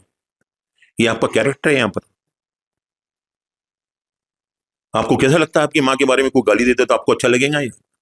अरे आपको जो कुछ करना है ना मुझको करो, जाना वाक्य मेरी गर्दन उड़ाना है, मेरे हाथ पैर काटना है तो मेरे सामने आके करो आप। ये सब तमाशे जरा खुदा के लिए बंद कर दो। और मैंने जैसे आपसे ये बात कही ना कि आप जो है, आपका ये कहना है, आप जो इंप्रेशन क्रिएट किया अपनी यहाँ मैनेजिंग कमेटी में आने के बाद में कि ये 15-20 गुंडे को लेकर आए, वो भी पैसे देकर आपने लाए। हमारे बाद में बगैर पैसे दिए हम पर जान देने के लिए लोग तैयार है। आपको बताता मैं आपको, जरा आप किसी दिन देख लेना, अगर आपको अगर अंदाजा हम करना है तो देख लेना उस वक्त क्या होता है जब खुदा ना खास्ता आप गलती से अगर हाथ डाल दे तो। ये जैसे कि मैंने आपको बताया कि बात बहुत ही अहम है कि हमारे आसिफ दाढ़ी साहब की एंट्री जो है कौसड़ा में कैसी हुई है। आपको खास कर ये बता दूं कि इनके आने का लीगली कोई रास्ता ही नहीं था, लेकिन हमारे सोसाइटी के जो ट्रेजर थे जनाब गालिब साहब, इनकी बताओ इनका एक प्रॉब्लम था, जो दापोड़ी के अंदर इनकी प्रॉपर्टी फंसी हुई थी। ये प्रॉपर्टी का प्रॉब्लम उन्होंने सॉल्व कर दिया तो उनके साथ उनके ताल्लुकात बढ़ गए, और उसके बाद में वो वक्तन फवक्तन हमेशा बताओ टाइम टू टाइम मीटिंगें करते रहे, और उन्होंने सोचा कि ये प्रोजेक्ट जो है बताओ कि उनको आसिफ को यहाँ पे लाना चाहिए। लाना क्यों चाहिए यहाँ पर, वो बहुत इंपॉर्टेंट है। तो इन्होंने क्या किया, आने के लिए लीगली रास्ता ही तलाश किया कि ये जनाब गालिब भाई ने अपने चूंकि 4 फ्लैट जो यहाँ पर है उसमें से एक फ्लैट जिसकी कीमत तकरीबन 35 लाख रुपए है, वो फ्लैट उनको गिफ्ट कर दिया गिफ्ट डीड मेरे पास मौजूद है, यहाँ पर, यहाँ है, गॉट इट दैट। वो गिफ्ट डीड बनाकर उनके नाम पे बाकायदा किया और गिफ्ट डीड को छुपाया गया। अब वो गिफ्ट डीड जब हमारे हाथ में लग गया तो उसके बाद में हमको मालूम पड़ा कि it is gifted property and has become the member on that basis. उसके बाद में जब ये गिफ्ट डीड के बाद में जोर के ऊपर ये जब मेंबर बन गए तो इनका तमाशा शुरू होगा, समझे ना। जनाब गालिब साहब का ये हाल है कि उन्होंने बताओ कि उनके यही फ्लैट जब मैंने उनको हैंड ओवर किया था, जब ये बताओ कि इंतजार कर रहे थे और इनको बताओ कि इनके अलॉटमेंट करना था, तो उस वक्त वो पूना में थे नहीं, बॉम्बे चले गए थे और मैंने ये फ्लैट उनके रोक के रखा था। हालांकि रोक नहीं सकते थे लॉफुली, लेकिन मैंने रोक के बताओ कि उनको जो उनके नाम पे चूंकि 20 साल 25 साल का मसला था, तो वो फ्लैट आने के बाद जब उनको दिया तो वो बहुत खुश हो गए और उन्होंने कहा, बोले सलीम साहब आपने बहुत बड़ा काम कर दिया, बोले आप मैं जो चाहे मैं आपके लिए करने के लिए। मैंने कहा मेरे लिए खुद मत करो, मुझको जरूरत नहीं तुम्हारी, आप पूछ सकते हो उनको। तो बाद में वो बहुत मिस हो रहे, मैंने कहा कि एक काम करो, मस्जिद को चेक दे दो आप। वो चेक जो है उन्होंने जो दिया है वो कितनी अमाउंट का है क्या है मैं आपको क्या बताऊं, बहुत ही छोटी अमाउंट है। वो चेक आज तक मेरे पास पड़ा है, वो चेक कैश भी नहीं हुआ उनका। वो तो मस्जिद का तो पैसा दे नहीं सके वो, लेकिन जनाब आसिफ साहब को उन्होंने 35 लाख रुपए गिफ्ट कर दिया। अब सोच सकते हैं इसके पीछे उसका इंटेंशन क्या हो सकता है। उसके बाद में उनकी एंट्री एज अ मेंबर जो कौसरबाग के अंदर हुई और वो यहाँ पर आए। अब राहत सवाल के सबके पीछे करने के पीछे मकसद क्या है। जनाब आसिफ साहब और हमारे जनाब शाहबुद्दीन साहब और रहमान साहब और उनके साथ में वन प्लस मेंबर, ये सब लोगों ने मिलकर बनाया प्रोग्राम कि जो है हमारी पब्लिक एमिनिटी स्पेस जो जगह है तकरीबन बताओ कि उस जगह के ऊपर आज हम लोग जो है बच्चों के लिए स्कूल, बच्चों के लिए वहां पर बताओ कि कॉलेज, वहां पर एआई का प्रोजेक्ट और उसके बाद में वहां पर एक मैरिज हॉल, ये सब प्रोग्राम जो हॉस्पिटल के साथ में मैरिज हॉल, ये सब हम लोगों ने करने का बाकायदा डिजाइन कर चुके हैं हम लोग। वो बताओ करना छोड़कर बताओ कि ये लोग उसके पीछे पड़ गए और इन्होंने ये बताओ कि पहले से इनका काम ही है कि ये प्रॉपर्टी ले, वो प्रॉपर्टी खा, इसके सिवा दूसरा इन्होंने किया क्या है। कोई एक तो काम, एक कोई चीज हमारे बारे में आके बताया, हमने सोसाइटी को प्रॉपर्टी ली है, यहाँ पर रखा है। प्रूफ करना चाहिए, बात नहीं करना चाहिए। अगर प्रूफ नहीं करेंगे तो मारे जाएंगे बहुत बुरी तरह जनाब, जो भी मैं बोल रहा हूं आपको। खाली इल्जाम लगाने से होता नहीं है। तो जनाब आपके तो औकात ही नहीं थी जनाब आसिफ साहब कि सोसाइटी का मेंबर भी बने। आपको जो ये मेंबरशिप दी गई है भीख में दी गई है। आप सोचिए आप किस तरह के आदमी, आप सोसाइटी के डेवलपमेंट की बातें करते हैं हमारे साथ में, आप कि मेंबर बनने की औकात नहीं थी आपकी, आपने वो भीख में जो ली है अपने मेंबरशिप की, जो गालिब ने आपको दिया है। आप बातें मत करिए, क्या करें कि मैं आगे यहाँ डेवलपमेंट करने रहता हूँ। खुदा के लिए अपनी जुबान बंद रखें और बेहतर ये है कि बताओ कि ये खामोशी है अच्छी रहे तो बहुत ज्यादा है, वरना अगर आप इसको बढ़ाना चाहते हैं तो ये आपकी मर्जी है, जो कुछ करना है आप करें। तो मैं आपसे ये कह रहा था कि जो इंप्रेशन आपने क्रिएट किया यहाँ पे आके मैनेजिंग कमेटी के अंदर, और ये बताया कि मैं यहाँ सब कुछ हूँ, और उसके बाद में 6-7 महीने तक जो जो यहाँ नाच गाना चलता रहा, इस दौरान के अंदर मैं आपसे सिर्फ एक ही बात पूछ सकता हूँ क्या कि आपके इस इंप्रेशन का और आपके ये करने का जो कुछ नुकसान हुआ आपको पता है। आप ये यहाँ पर कह के चले गए और आपको लोगों ने दिखाकर चले गए आपने कि भैया मैं कुछ हूं यहाँ पर, और उसके साथ साथ आपने मुझसे ये भी कहा, आपने कहा कि बोले ये तो क्या है समझे ना, बोले मैं अजी दादा एक मरतबा मिला था और मैंने उसको झापड़ मार दिया। आप इतने बड़े आदमी, भाई अजी दादा को झापड़ मार सकते तो सबको मार सकते हैं। पुलिस कमिश्नर को कहीं मिले थे, वो पुलिस कमिश्नर ने गलत काम किया तो बोले मैं पुलिस कमिश्नर को मार दिया। अरे आप कोई पागल खाने से आए हुए क्या, अजी दादा को मारते हैं पुलिस कमिश्नर को मांगते हैं, जबकि आप एक पुलिस को देखो तो भाग जाते हैं आप। आपको मान सिंह ने पुलिस स्टेशन में बिठाया था, मान सिंह ने बताया मुझको किस हालत में बिठाया था, तो वो तो आप भूल गए जल्दी से। आप ये क्या इंप्रेशन देना चाहते हैं आप यार, बताओ तो। आप कहते हैं मैंने एक ट्रक भर के पिस्तौल भेज दिया, रॉकेट लॉन्चर भेज दिया। ये सोसाइटी में ये जो आपके कारनामे, ये सोसाइटी को कौशलबाग इस तरह बनाना चाहते हैं क्या आप? यहाँ पे क्या गैंगस्टर बनाना चाहते हैं आप कौशलबाग में आकर? मेरे पास लॉन्चर है, मेरे पास पिस्तौल है, मेरे पास गुंडे हैं, मैं लोगों की जान लेता हूं, और आप ये कहते हैं जिस दिन बोले मेरी तबीयत ठीक हो, तबीयत खराब हो जाती है, जरा ऐसा लगता है वीकनेस आ गई है, तो बोले मैं एक का मर्डर कर देता हूँ, 6 महीने जेल में जाके आता हूँ, मेरी तबीयत ठीक हो जाती है। I think you gone mad my dear. आप रोजाना उठो और तहज्जुद की नमाज पढ़ के आप दुआ कर रहा हूँ अल्लाह ताला से आपका दिमाग ठीक कर दे आपका, वरना ये आपके लिए बहुत नुकसानदेह हुआ। बताओ आपको आपने जो कुछ भी किया है पास के अंदर, बताओ कि मुझको हफीज साहब ने ऐसा नहीं कुछ बताया, नहीं सब बताया मुझको आपके बारे में। मैं अगर एक जुमला कहूँ हफीज साहब का तो बताऊंगा आप झुन के दंग रह जाएंगे आपके बारे में जो कुछ उन्होंने कहा था। तो खुदा के लिए इस बात को समझो, और इस किस्म का बताओ कि जो भी इंप्रेशन आपने रॉन्ग इंप्रेशन क्रिएट किया है, वो इंप्रेशन के साथ में आप जो करना चाहते हैं, मैं इससे हटकर तमाम लोगों को ये बोलना चाहता हूं कौसरबाग के मेंबर्स और इसके अलावा तमाम जितने भी मेंबर्स हैं, सब लोगों को बोलना चाहता हूं कि ये दो हजरात और खुसूसन बताओ क्या, खुसूसन ये दो हजरात जिस भी टीम के अंदर हो गए, रहमान साहब, एडवोकेट रहमान साहब क्रिमिनल लॉयर, जहां गए बर्बादी बर्बादी लेकर के साथ में, खुद तो डूबे, सनम सबको ले डूबेंगे, समझे ना आप, इस कैरेक्टर का आदमी है। और आप जो है बताओ उनके साथ में जुड़ गए हैं, दो two criminals, they have a joint ventures. ये सोसाइटी और वहां का आपका पैनल जो सोसाइटी को बचाने के लिए आया, किस तरह बचाएंगा आप अच्छी तरह फैसला कर लेना इसका। और पूरे सोसाइटी के कौसरबाग के मेंबर, मेरी रिक्वेस्ट है उनसे, मैं ये कहना नहीं चाहता हूं आप लोगों से कि इस पैनल को वोट दो और उस पैनल को वोट दो, मैं सिर्फ इतना कहना चाहता हूं, सच्चाई को समझने की कोशिश करें, जो लोग नेक है उनको समझने की कोशिश करें, और अगर बेईमानी के बारे में कोई किसी पे इल्जाम लगा रहा है तो खुदा के लिए आकर अंदर तक, तह तक जाकर उसको देखने की कोशिश करें, क्योंकि आपका एक एक वोट इतना कीमती है कि सोसाइटी की तकदीर बदल सकता है वो। और आप अगर उसका गलत इस्तेमाल करेंगे तो यहां के लिए नहीं, आखिरत में भी आपको जवाब देना होगा। मैं आपको सीरियसली बोल रहा हूं, मैं हरगिज़ बोलना नहीं चाहता हूं कि मैं तो इसको वोट दो उसको वोट दो, लेकिन इसको जरूर कहूंगा मैं आपको कि जो पैनल के अंदर नेक और अच्छे लोग हैं, मैं खुद उनको कहूंगा जाके उनको वोट देना चाहिए, क्योंकि मैं जानता हूं पर्सनली कि मियां तौसीफ ने जिंदगी में करप्शन नहीं किया है। वो आदमी के वालिद से मेरे गहरे ताल्लुकात रहे हैं, उन्होंने बताऊं कि हाजी मस्तान और वो जमशेद को ठोकर मार के आया वो आदमी, और उसका वो इसाक साहब का लड़का है वो, जिसने ईमानदारी की जिंदगी गुजारी है, आराम का खाया नहीं है। और वो बच्चा, आज हम चाहते हैं कि ऐसे बच्चे और ऐसे लोग यहाँ पर सोसाइटी के अंदर आए और यहाँ पर आकर बताओ कि वहां की आगे की बागडोर संभाले। ये नहीं था कि हम लोग लड़ नहीं सकते थे। जिन लोगों की गलत फहमी है कि हमने उन्हें कुछ करप्शन किया है या हम डर के पीछे रह गए, वो खुदा के तमाम बंदों को हमारी ये दावत है कि वो आए और सामने बोलने की कोशिश करे, पीछे से बोले नहीं पीछे से। ये कोई जावेद साहब है, बताओ कि उनका टेलीफोन आया था मुझको, हमारे एक दोस्त ने कहा कि वो आपके बारे में बहुत कह रहे थे कि करप्शन किया है। तो मैंने कहा वो मस्जिद में आए और कुरान को उठा के कहे कि मैं ये कहता हूं कि सलीम ने करप्शन किया है, तो इंशाल्लाह बताओ मैं वहां कहूंगा अल्लाह ताला मुझको वहीं की वही सजा दे। अगर सलीम ने कौसरबाग को धोखा दिया है, अगर सलीम ने कौसरबाग के मेंबर के साथ में करप्शन किया है, तो हमने अल्हम्दुलिल्लाह अपने दामन को हमेशा पाक रखने की कोशिश की है, हमने बेईमानी कभी नहीं की है। हम ये पैगाम देना चाहते हैं कि आइंदा आने वाली बताओ यहाँ की मैनेजिंग कमेटी नॉन करप्टेड हो यहाँ पर, और अगर करप्शन नजर आएगा तो उसका इलाज भी हमने किया है। अगर किसी ने खुदा के बंदे ने किसी ने अगर यहाँ रहने की कोशिश की और इस मैनेजिंग कमेटी में ऐसे लोग नजर आए तो वो इंशाल्लाह वो मैनेजिंग कमेटी नहीं रहेगी या वो आदमी नहीं रहेगा, बस यही फैसला है हमारा।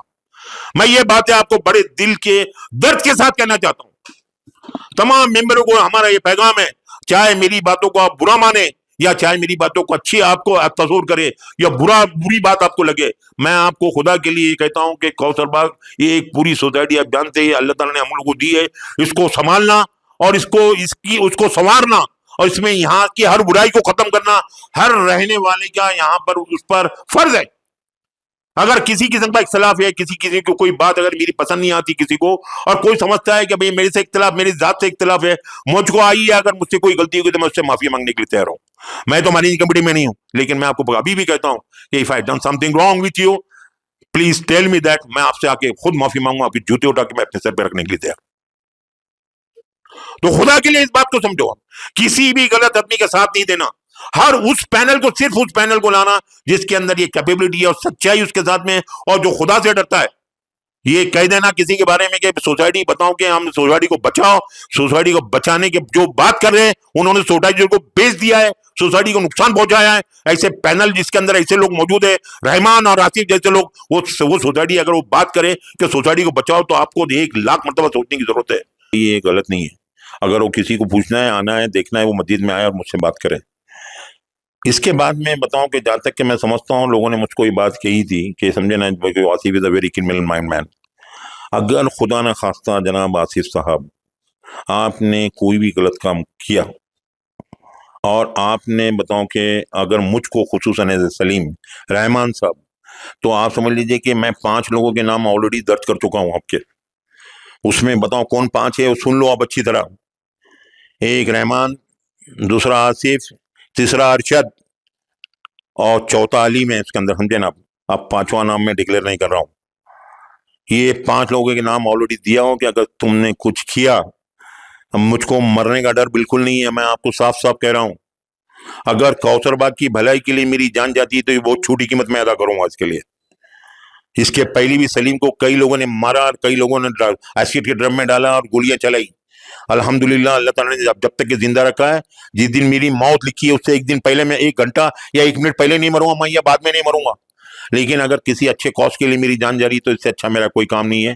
अल्लाह ताला बताओ कि सब लोगों को ये बात कह दें और ये सब लोग ये बात समझ लें कि जो भी सुन रहे हैं, अगर कुछ हो गया और कुछ भी अगर इन्होंने गलत काम उठाया, in future these 5 people will be totally responsible for my losses, anything if something going to happen there। ये कह के मैं अपनी बात को खत्म करना चाहता हूं और अल्लाह ताला आपको और मुझको हिदायत दे और हम लोगों को सही रास्ते पे चलाए, बस इतनी बात कहता हूं। और अल्लाह ताला जब भी कोई इसके बाद में मैनेजिंग कमेटी आए तो उसमें नेक लोग रहो, मैं यही बात कह के अपनी बात खत्म करता हूं। वमा अलैना इल्लल बलाग।